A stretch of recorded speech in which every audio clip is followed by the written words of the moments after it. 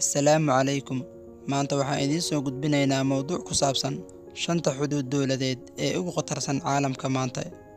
Haddii aad ku fakarayso in aad ka gudubto ama aad ka tallaabto xuduudahan aan soo sheegi doono, fadlan ka fiirso inta aadan tallaabooyinkaas qaadin.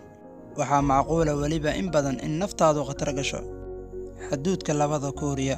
Waxaa caadi ah in xuduudka labada Kuuriya waqooyi iyo koonfur kaalinta koowaad ka gasho xuduudaha ugu khatarsan xilligan caalamka. Xuduudka labada waddan waa goob dagaal oo xiran laga soo bilaabo 1953 oo ahayd markii uu istaagay dagaalkii labada Kuuriya ee malaayiinta qof ku dhinteen. Waa xuduud leh siliga dhaadheer oo korontaysan iyo miinooyin dhulka ku aasan iyo weliba godad iyo derbiyo aad u waaweyn. Waxaa sidoo kale ku foorara tobaneeyo madaafiicda goobta ah. Hindiya iyo Bakistaan. Hindiya iyo Bakistaan waa laba waddan oo cadaawad dheer ka dhaxayso. Xuduudka kala qaybiyana wuxuu tixan yahay masaafo dhan ilaa 1800 oo kiiloomitir. Labada waddan waxaa dhex maray dagaallo aad u qaraar arrimo la xiriira gobolka Kashmiir oo muranka ka taagan yahay.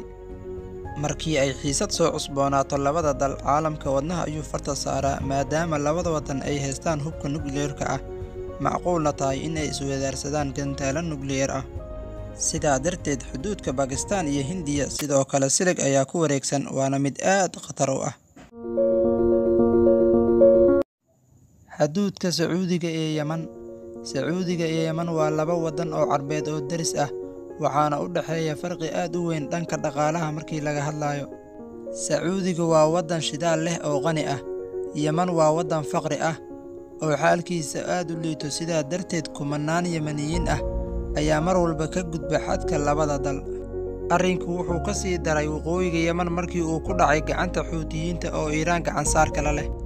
Sacuudiga iyo waddamada khaliijkana ay bilaabeen dagaalka dhinaca Xuutiyiinta, taasoo xuduudka Sacuudiga ee Yemen ka dhigtay goob dagaal oo aad khatar u ah. Xuduudka Aljeeriya iyo Morocco ama Jazaa'ir iyo Maqrib waa laba waddan oo walaalo ah oo aadna iskugu dhow lahjad iyo dad ahaanba. Laakiin waxaa jirta mushkilad adag oo la xiriirta xuduudka labada dal.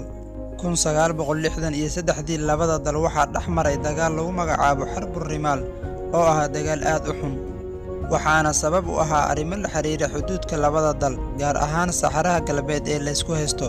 Laga soo bilaabo 1994 ilaa hadda, xuduudka labada dal waa mid xiran. Ruushka iyo Ukraine 2004 dhibaato aad u weyn ayaa ka howlacday xuduudka labada dhinac, taasoo keentay in Ruushku farageliyo gudaha Ukraine, isagoo gacan u fidinaya fallaagada bariga Donetsk oo Ruushku ku dhiirigelinayo in ay Ukraine ka go'aan. Xaalku wuxuu sii xumaaday markii Ruushku qabsadeen jasiiradda Qrim oo in muddo raacsaneyd waddanka Ukraine. Xilligan weli mushkiladii ma istaagin, xadka labadoodanna waa mid aad u adag. Asxaabay, mowduuceena halkaas ayuu ku egyahay. والسلام عليكم ورحمة الله وبركاته.